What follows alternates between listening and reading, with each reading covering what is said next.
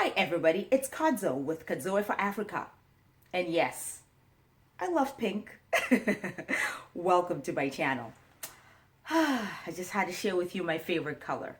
So, this video is not about my love for pink, but today I'm going to share with you my own journey and how I was able to go to school in the United States for free. So if you're interested in that information, stay tuned. The first thing that I did was I worked really hard in school. You know, it's interesting because from a young age, when I was in nursery school, when I was in elementary school, and also when I was in secondary school in my country, I always tried to keep up the best grades. I didn't know why I wanted to do well in school. I just was competing with other people who were in class with me. And I did have a couple of achievements. For example, in elementary school, I did win the best certificate for my country's national language, which is Swahili, which is one of the reasons why I speak very good English today, is because I have a passion for the languages and I want to articulate it very well. And in secondary school as well, I tried to do with the very best with what I had. And eventually, when I actually went to my undergraduate school, I was able to really perform very well within that particular arena. So regardless of where you are in the process, and regardless of what level of education that you're looking to go for free, it is important that you work very hard. The second thing that I was able to do to go to college for free in the United States was that I was heavily involved in extracurricular activities. And so in particular, in my situation, I was able to go for free for my master's degree. And so I will talk a little bit about the undergraduate experiences because that was the degree level before the master's degree. And so in those 4 years, I was heavily involved in extracurricular activities. So I was an international ambassador, meaning I gave tours to prospective new students because I was always there, even over the summers as an international student. I also went to neighboring schools and to talk about things like my country and my culture as an African woman. And I was also involved in campus with the Black Student Union, Minority Affairs, and the International Student Club. So I'm giving you just a wide variety of activities where I was able to make a lot of new friends, but that was actually something I was able to add into my application when I was applying to be able to go for a master's degree for free. The third thing I did that really allowed an opportunity for me to go to school for free was an ability to write a very effective personal statement. You know, it's interesting as international students, sometimes we don't share who we really are. Like, for example, for me, believe it or not, this is actually true. I am the first woman in my village in Africa to be able to get a master's degree in my village. Now, I grew up in the city. You know, my mom and dad, kind of left the rural area and they live in the city, but I never really went into my roots. And so one of the things I did, as I was growing up, I started feeling really proud about where I come from. And in my country, we usually go with where the father side of the family, which I got the father's last name.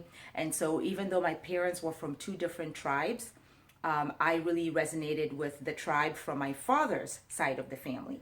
And so I talked about that in my personal statement to the schools in the United States. I talked about the girls in my village. I talked about how I would be able to be an inspiration to them, which I am. And I really talked about my grandfather and his journey in helping my father go to school. And I also talked a little bit about my mother's side of the family and my grandfather on my mother's side and how he was such an inspiration because he was a very popular businessman and he did very well. So I talked about my drive and motivation and how my family in Africa has helped me. The personal story, personal connection. That's what schools are wanting to look at. Who are you? Where do you come from? And that ended up working really well for me. I would say one of the other things, and this would be the fourth thing that allowed me to go to school for free in the United States, was that I actually did a very extensive research on schools that did provide assistantships and scholarships. That's why when you subscribe to my channel, I do provide for you a full list of those schools, because even though you do not hire me and my team to be able to do the research for you, I expect you to please do the research. Because when you have a list of schools, which is what everybody needs, you just need a list of schools to get started, you can kind of go through that information and see, and that's what I did. I spent time to look at all the schools, including the one that allowed me to go for free, and I just wanted to make sure that they were able to offer scholarships to international students, that they were able to offer assistantships. In fact, I do have a video in my channel that talks about the difference between a scholarship and an assistantship. And so for me, from the two options, I decided to pursue a school that gave an assistantship, because an assistantship allowed them to provide me money for my monthly expenses, which is my rent and my food, but also at the same time, I could be of service to that particular school based on my undergraduate experiences. And so it ended up working really well for me, and that was one of the reasons I was able to go for free. The fifth reason why I was able to go for school in the United States for free was that I actually was very careful to apply using the fiscal year method. In fact, I'm going to do a video very soon because I've realized a lot of people, they just apply to the US. They don't know that there are specific times that you should be able to apply that will increase your chances of getting a scholarship. And so stay tuned for that video. And so just to give you a thumbs up about how that all works. So the fiscal year in the United States typically begins, this is the fiscal year for scholarships.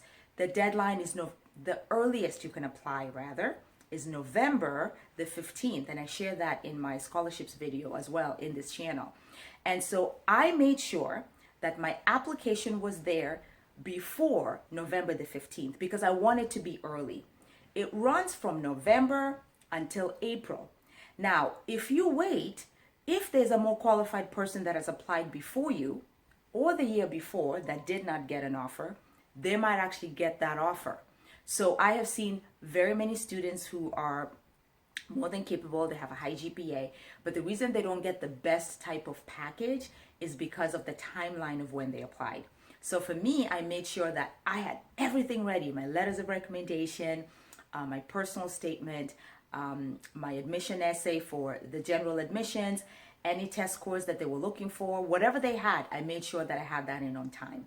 And so that also led to that opportunity for me to be awarded a scholarship that allowed me to go to school. And so folks, those are the top 5 tips that I can share that really, in my experience, helped me get a scholarship and go to the school in the United States for free. So if you can think of anything that really worked well for you, please share. This is a great community. Comment. If you guys really enjoy these videos, please go ahead and like the video. And if you can, just comment below. And if you are really interested in a list of schools to get you started, because you really are looking to pursue an education in the USA for free, please go ahead and subscribe to my channel, and I will provide you a list of schools that offer full scholarships. You just have to do the research and figure out which one will work for you. So thank you, everybody. And as you always know, and I always say, remember, life is full of opportunities, and education is the key to your success. Thank you for watching, and I'll see you in my next video. Bye now.